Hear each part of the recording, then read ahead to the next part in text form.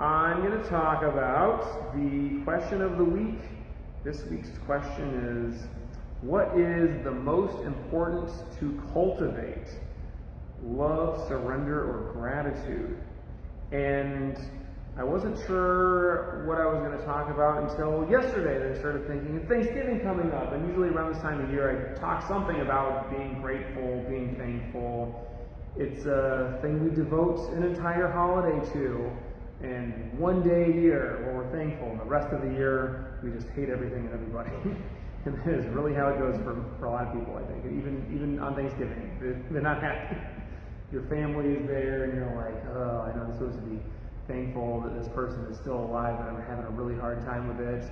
You start talking about politics, and you're like, can't wait till next year. I'm not inviting this person back. However it goes for you, we're gonna try to get in the spirit of Thanksgiving, giving thanks, being grateful.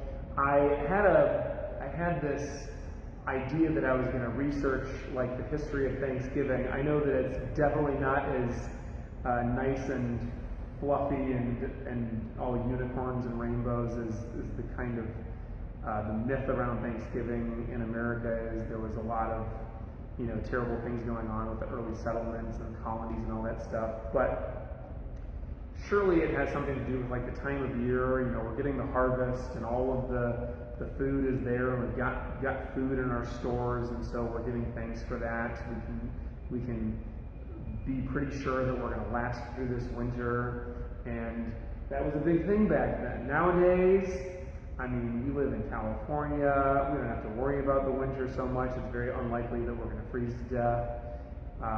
Even you live on the East Coast. You live in near Plymouth Rock, and I'm sure you got lots of McDonald's that you can drive to and get all the food that you need. But it is nevertheless, an important thing to celebrate, and I think it's something we should think about all year long. So we'll get to the gratitude part later. We'll start with love.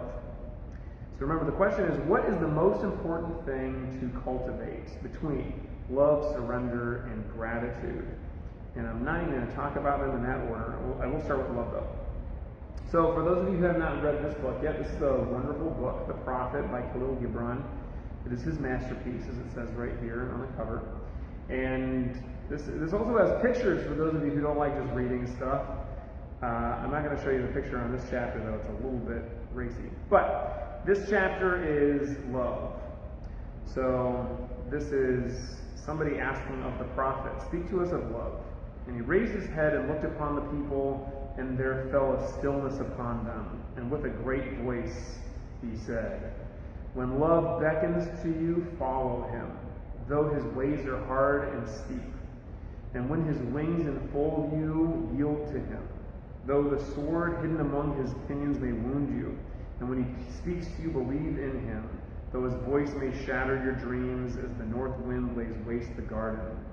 For even as love crowns you, so shall he crucify you. Even as he is for your growth, so is he for your pruning.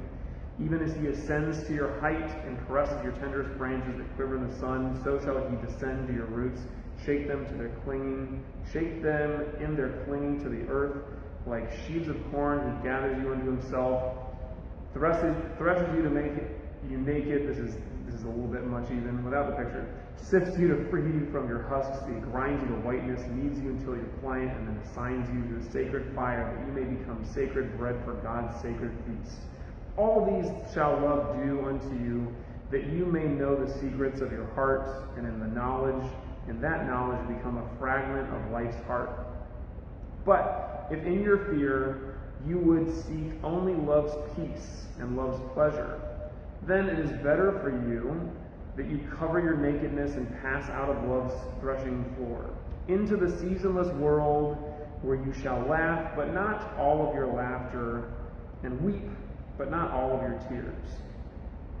Love gives not but itself, and takes not but from itself.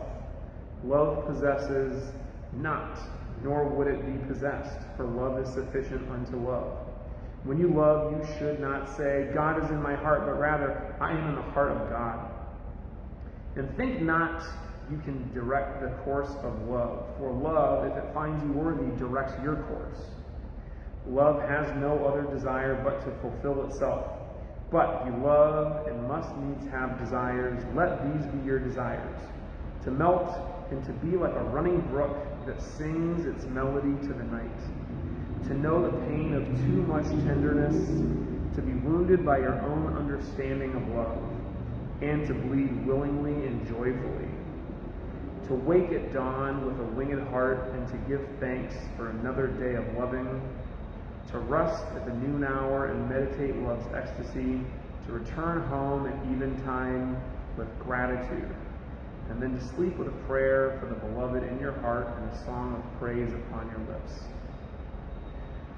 So some of this is obviously very poetic, some of it is, poetic and talking more about the physicality of love, but there's a lot of beautiful stuff here, and especially I wanted to kind of dwell on this idea of, but if in your fear you would seek only love's peace and love's pleasure. So, love, for those of us who've been lucky enough to find it, is it's a complicated thing. It is not just a one-way street, and it's not just ups. Of course, it's got the downs, and we've got to learn and really cherish learn to take the bitter with the sweet, and the ups with the downs with the ups, because that is all of life. But for sure, I think when you are in a relationship and it's love like that, there are ups and downs that can be really magnified, right? When you are kind of there with another person, the highs are greater and the lows are greater. And if that is something that you fear, you might not be looking to be in a relationship. And that's okay. It's not for everybody. But going for it, go for it. You got to be ready for it. It talks about, it's better for you that you cover your nakedness and pass out of love's threshing door into the seasonless world where you shall laugh, but not all your laughter, and weep, but not all your tears. And that's that same idea of, it's like we're gonna feel more. And this is where I want to start to talk about this relationship between love, surrender, and gratitude, because they are certainly very much related, if not identical on some level. The idea of surrender and love, I think, go hand in hand.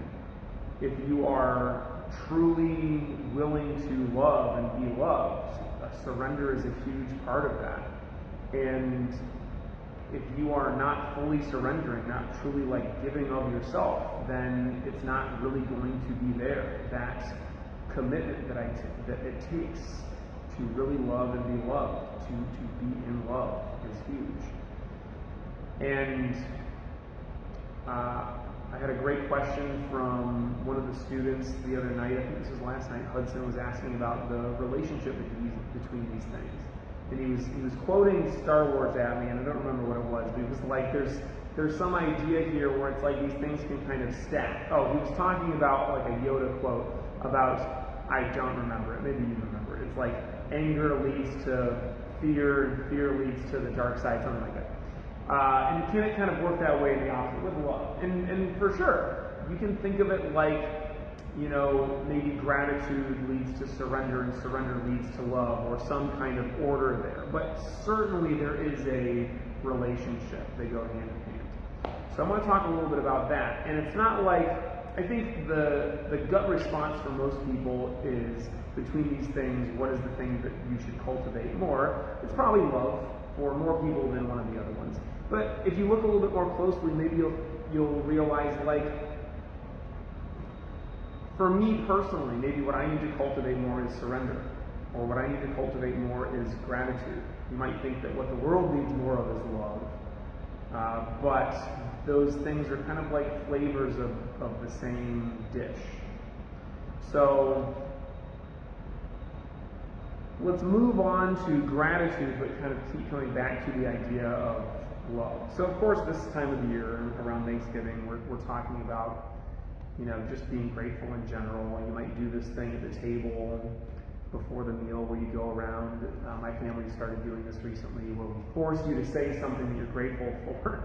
Every single person has to say, that you don't have to say your name because we all know you, but it's like, this is what happened this year, this is what I'm thankful for, or this is what I'm grateful for right now in this moment.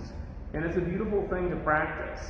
It truly should not be something that we just practice one day a year. It should be something that we, remind ourselves of this time of year. Maybe we practice it more this time of year. But gratefulness and being thankful is such a massive and integral part of a great relationship, but also just, your relationship with yourself and your life. And it is very difficult, I believe, and in my experience, to be truly happy, to lead what you feel like is a fulfilling life without being really grateful and without being conscious of what you're thankful for and grateful of. I was listening to an interview with a farmer. This is a farmer who used to be a more typical industrial farmer, and he kind of transitioned into this more like eco-friendly kind of way of farming that is less, dangerous for the environment and, produces better food, healthier food. And he was talking about, he used to go out into the fields every day and look for something to kill. Because this is what he has to do as a farmer, is to kill the pests, or maybe even to kill the animal that they're going to eat. But, killing weeds, killing the things that are in the way of what he's trying to grow. And he said when he's made this transition to more of an environmentally friendly kind of farming, he said that he started going out into the fields looking for things that he wanted to make grow, rather than the things that he needs to kill. And it's a simple yet profound difference, I think, in attitude. And this is something that we should all be doing no matter what our job is. Of course, if you are literally growing plants and food for yourself and other people, then you got to be looking for things to grow, or nothing's going to grow. You can't just go out and kill things, because you won't have anything to eat. But this reminded me of my experience of kind of finally opening up and opening myself up to a real relationship and opening myself up to love and loving and being loved. And one of the main differences that I found in myself was in any relationship that I found myself in the past, I used to be looking for the things that were wrong. The things that were wrong with that person, which there are always many. The things that were wrong with the relationship, which there are always many, especially if you're always looking for what's wrong with the other person. It's a major thing that's wrong with the relationship on my end. And this is never going to lead to a great relationship, and it is never going to lead to happiness. And it's like the Bible says, and I can't remember who says this, but seek and you shall find. What you are looking for, you will find. If you are looking for the good, you'll see the good. If you're looking for the bad, you'll see the bad. If you're looking for things to grow, you'll find things that are growing and things that you can cultivate. And if you're looking for things to kill, then all you're going to find is things to kill. And it's like to a hammer, everything looks like a nail. So we want our mind to be a hammer for gratitude. We're always looking for the things to be grateful for. And this will lead us to be happy, and it will help us in our relationships, including our relationships with ourselves. And of course, if you cannot love yourself, you're going to have a really hard time loving somebody else.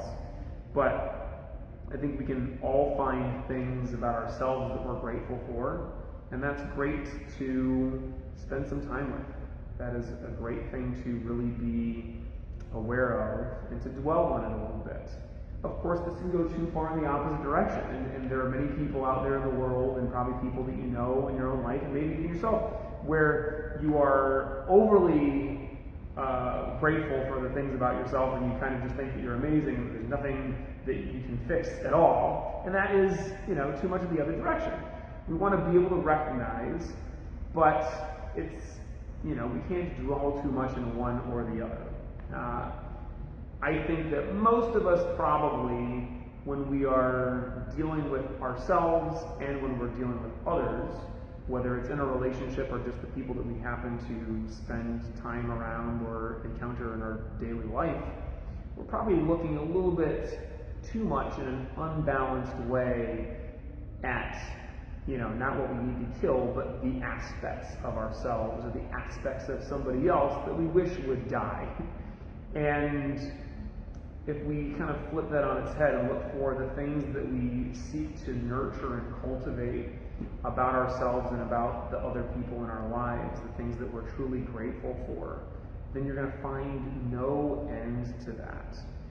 There is so much that is great about our lives, about ourselves, about the people in our lives, and the world that we live in. Despite what, if you start reading or watching the news, you'll find all kinds of negative things to focus on. And those are important things for us to spend time addressing, but not all of our time. And probably not even the majority of our time. So, pay attention to this. Practicing gratitude, practicing thankfulness, and see how that plays into love and how it can help to really cultivate a great relationship. The last one is surrender. And like I mentioned, can we truly love without surrendering to it? I don't think so. And like Khalil Gibran mentioned in his chapter on love, so much of this is kind of giving over to, surrendering to what you might be afraid of.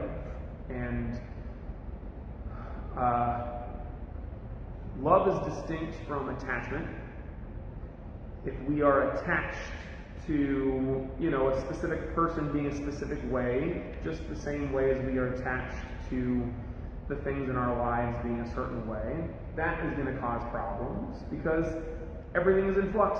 Nothing stays the same. The thing to be rooted in is that which is changeless, which is very little. And if we are able to surrender, we're able to really be there with ourselves in meditation. Meditation is on some level a practice of surrender, a practice of letting go. When we are attached to things, that's kind of a form of trying to stay safe. We're attached to thoughts, we're attached to, a sense of self, we're attached to things that we can hold on to, because when we really surrender, it feels kind of like we're drowning. It feels like we're losing ourselves, like we're letting go, like we're kind of adrift. And it's a very scary feeling. But the more we practice it, and I'm not trying to say that you have to completely lose your sense of self. I'm not trying to say that you become a totally different person, that you lose your boundaries and all that. But in meditation, we should at least get a glimpse of that. And we should definitely be able to practice surrendering to what is beyond our little self. What is, again, behind the darkness of closed eyes, that thing, that part of us that we kind of share with all of the universe, that feels very much like it's just kind of rushing all around us and rushing by. A great analogy for surrender that Gibran uses in another chapter is like the river returning to the ocean. And we can think of ourselves and our lives as like this individual river. We have this path that we're on, but every river eventually leads to some bigger body of water that it is going to surrender to. And so many lead to the ocean, and the ocean is just what covers most of the world. And it can be a very scary thing, but also a very beautiful thing, to surrender to that which is bigger than us, to allow ourselves to experience that which, simultaneously drowns us, yet also makes us infinite. And I think that love and even gratefulness in a different way, or thankfulness, can kind of feel like the same thing. Like we're just being kind of overwhelmed by something bigger than ourselves. And it can be scary, and yet it's something that we must kind of give into.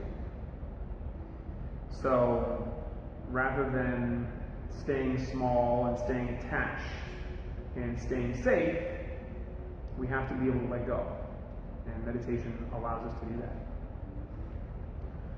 that. The river returning to the ocean is kind of another way of looking at death.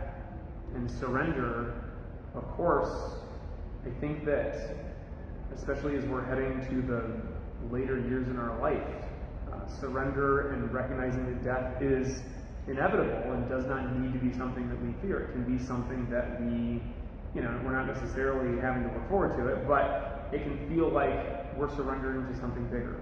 It can feel like we're returning as the river returns to the ocean, to our real home, like we're returning to, what we were before. And it's a very stark difference from the way that most of us kind of deal with death, and that it's something to fear, and it's something to fight against, and it's something to attach to things. We look in the mirror every day and kind of see yourself getting a little bit older. You see yourself getting a few more grays, you see a few more wrinkles, and it's a good thing. I try to do this all the time because I am getting very wrinkly right around here. I know for some of you, you're like, you're not that, you don't see me smile enough because I'm always just yelling in class, but I've got serious smile lines, and also serious lines in my forehead, and it's because I have a very expressive face when I'm teaching, and I have to remind myself when I look at those, like, that's good, like that's the mark of smiling a lot and being excited a lot. And while, of course, at some point all this will end, it's like a nice, you don't want to go to the grave too early and just have a totally unmarked face. And, these wrinkles and these, age spots and stuff that we got to cut off of our skin sometimes because it's precancerous, whatever. That's like the mark of living. And what is life really without the surrender and the inevitable plunge back into the ocean? If we really had to live forever, that would be horrendous. It would kind of rob our life of its meaning, and it would be very boring eventually. So, with meditation, I think we really are practicing all three: love, gratitude, and surrender. I think that what we are practicing more often kind of in the moment is surrender. That's why I wanted to finish with that. It's not that's the most important, it's not that's the least important, but I think as far as meditation goes, this really is what we're practicing on like a moment by moment basis. Is we get attached to a thought, we let it go, we surrender back to the breath. And we get attached to another thought, we let it go, surrender back to the breath. And each breath that comes in and goes back out kind of is like its own life. Each breath that comes in is like a river forming, and then it returns back out to the ocean of all the air that's around us. And meditation is super important when we're talking about cultivating love, love of the self, love of others, being able to, really see ourselves and others for who we are. Meditation is all about that, recognizing truth. And gratitude. Even if it is just on a super simple, basic level of when we practice meditation, we practice recognizing thoughts.